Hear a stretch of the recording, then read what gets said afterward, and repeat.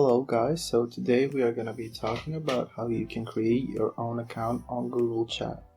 So this is a really easy and simple process because if you are using your Android phone and you have downloaded your Google Chat app, you will automatically be connected to the account that your phone has been connected to all of the time. So all you have to do is simply go to the Play Store and download the app, and once you have downloaded the app, you are already logged in. As for changing your account, so if you want to change your account, you simply click on the top here, and here you can choose a different account or add another account.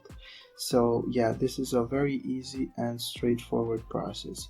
So I hope that I have helped you, and thank you for listening.